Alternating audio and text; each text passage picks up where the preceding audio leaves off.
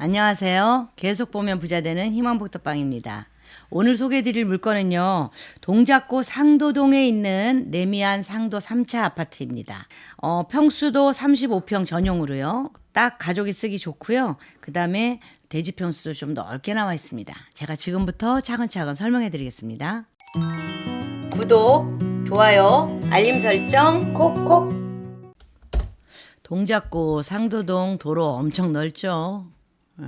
여기 이렇게 언덕도 있지만 그 길은 굉장히 넓고 아주 편해 좋습니다. 약간 언덕 올라가면 이렇게 레미안 상도 3차 아파트가 보입니다. 굉장히 큰 세대예요. 1656세대거든요. 그래서 대단지 아파트다라고 생각을 하시면 되고 요 안에 동간거리도 넓어서 되게 쾌적합니다. 이렇게 지상 주차장도 있고요. 지하 주차장도 있고. 요게 2006년에 등기난 물건이거든요. 그래서 사실은 준신축급이다라고 할 수 있을까요? 뭐 그거보다 조금 더 오래됐죠. 근데 레미안 아파트인 만큼 레미안 상도 3차 아파트 그냥 입구에 커다랗게 써 있습니다. 항공뷰를 좀 봤는데요. 1600세대가 넘잖아요. 여기가 다예요. 여기가 다. 이게 다 레미안 상도다. 이만큼이다. 3차만. 2023 타경 112487 사건 번호를 가지고 있고요. 최초 감정가가 15억이었는데 한번 유찰돼서 20% 저감된 12억에 시작하고 있습니다. 자, 대지권 넓다고 했죠. 19평이에요. 18.57평, 19평이고요. 그다음에 건물이 35평입니다. 그러면 42평형 분양해서 35평이 실평수다라고 보시면 되죠. 변경이 2번 들어갔는데 왜일까요? 요건 좀 이 금액에 내보내긴 아깝다. 이래서 변경이 들어갔겠죠. 사실 여기에 그 시가보다는 너무 싸니까. 그런데 경매로 물건이 나오면 이렇게 변경 들어가서 내 물건의 값어치를 다시 해달라 이러는 경우도 많고요. 또 그냥 내가 얼른 빚을 좀 갚아야지 하면서 변경 들어가는 경우도 많거든요. 한 3번 정도까지는 보통 변경이 허용이 됩니다. 그 이상은 허용이 안 되고요. 그래서 그 안에 해결을 하시면 요거는 이제 취하가 되는 거고 그 안에 해결을 못하고 그냥 낙찰이 되면 그냥 낙찰자분이 가져가시는 거고 그렇습니다. 대지 면적 18.57평, 전용 면적 34.78평. 분양 면적 42평인 아파트입니다. 보존 등기 2006년 8월 30일 났기 때문에 조금 준신축급이다라고 할 수는 없지만 아파트는 굉장히 관리가 잘 돼서 깨끗합니다. 레미안 이름답죠. 네. 이만큼인데 제가 아까 보여드린 거 이게 다 3차 이게 다 3차죠. 이 1656세대에 28개 동이거든요. 28개 동에 지어진 중에 12층짜리도 있고 15층짜리도 있어요. 바로 여기에 있는 아파트입니다. 여기다 자연공원이잖아요. 여기 전부 다 자연공원. 산이거든요. 산 바로 앞에 있는 아파트예요. 조용하고 한적하고 공기도 좋겠죠. 여기는 남동향이 아니고 동향이네요. 그렇죠? 바로 요 집이 나와 있거든요. 자, 보겠습니다. 방이 이렇게 하나, 둘, 셋, 넷. 4개고요. 현관은 정확히 북서쪽에 자리 잡고 있고 북서쪽으로 집을 들어가요.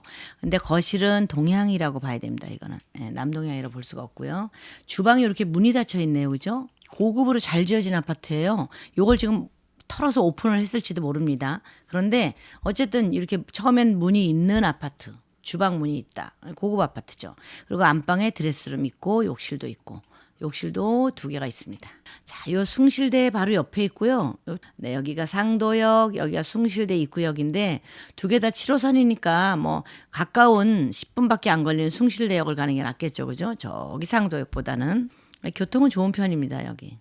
그리고 여기가 좀 뜨는 지역이잖아요. 상도동이 이제. 상도동의 재건축 재개발, 재건축 하는데도 좀 있습니다. 여기 좀 있는데 어쨌든 여기는 지금 현재 좀 뜨는 지역이다. 본 물건은 최고층 15층 중에 7층에 있는 아파트입니다. 현재 12억으로 시작을 하고 있고요. 자, 지금 금액을 보자면 2022년에 15억 5천, 2023년에 뭐 13억, 2014억, 14억, 2022년에서 2023년까지는 13억, 14억, 15억을 했어요.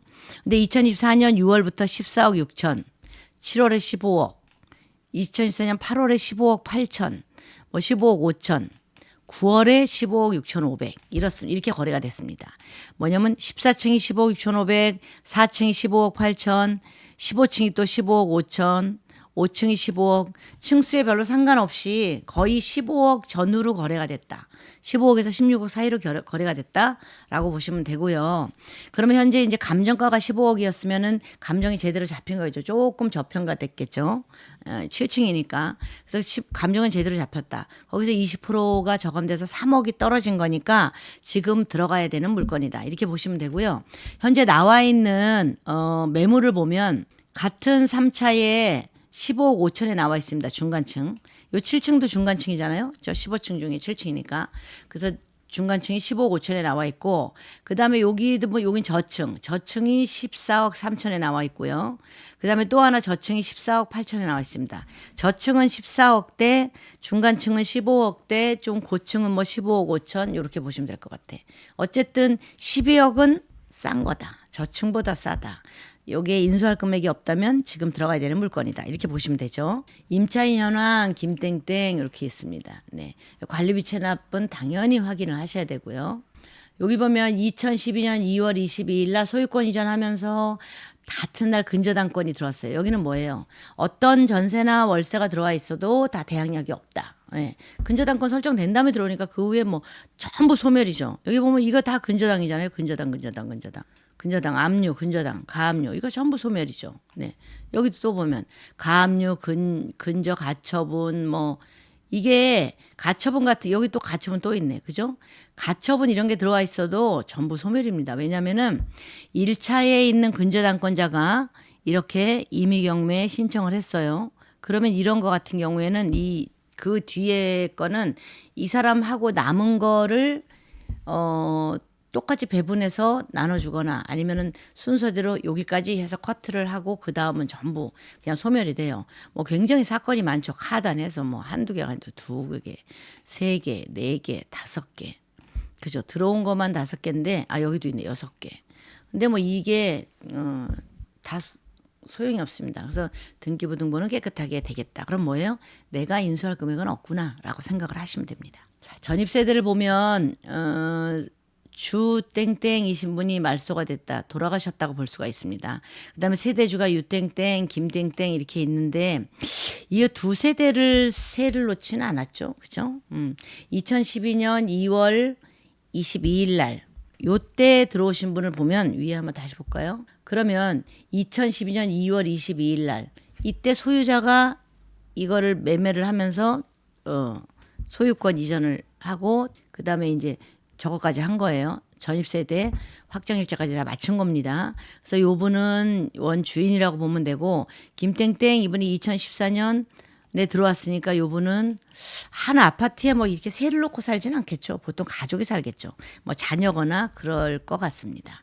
아니면 뭐 세를 놓고 사는 경우도 가끔은 있어요. 그런데 불편하죠. 아파트는. 그래서 가족일 경우가 많다라고 생각을 하시면 되고요. 대항력은 없습니다. 제가 지금 소개해드린 아파트는 제가 매물도 한번 보러 갔었거든요. 근데 아파트가 그렇게 내부를 그때는 좀 지저분한 집을 봐서 그런지 몰라도 내부가 깨끗하다라고 볼 수는 없어. 가면은 전부 리모델링을 해야 되겠더라고. 제 입장에서 봤을 때는. 그래서 여기를 한번 내부를 들어가 보긴 했어요. 이 집은 아니지만 다른 집을. 그런데 싹 고쳐야 돼요. 제가 볼 때는. 뭐 샤시부터 전부 다.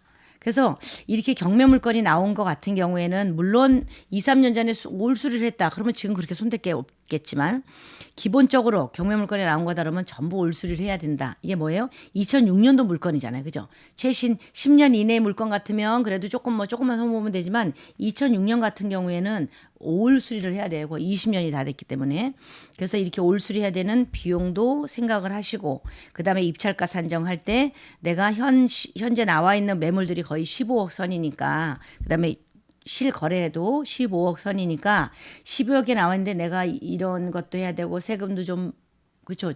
취등록세 내가 혜택을 봐야 되잖아요. 이제 그런 걸 다 빼고 하느라고 경매를 하는 거죠. 그러니까 시간이 걸려도 경매로 물건을 취득하는 건 내가 경제적인 이득을 봐야 되겠다. 이런 경우잖아요. 예, 그래서 이런 경우에는 낙찰가를 얼마를 써야 될지를 잘 생각을 해보시고 요번에 들어가셔야 되는 물건입니다. 상도동은 사실 조금 발전하는 지역이고요. 지금 한동안 마포가 발전하듯이 상도동도 이제 그렇게 발전을 할 겁니다. 그래서 그런 지역이라서 여기에 아파트를 하나 사두시는 것도 괜찮겠다. 저는 그렇게 생각을 하고 있거든요. 궁금하시거나 어려운 점, 그리고 좀 대행이 필요하거나 이런 부분이 있으시면 언제든지 연락 주시고요.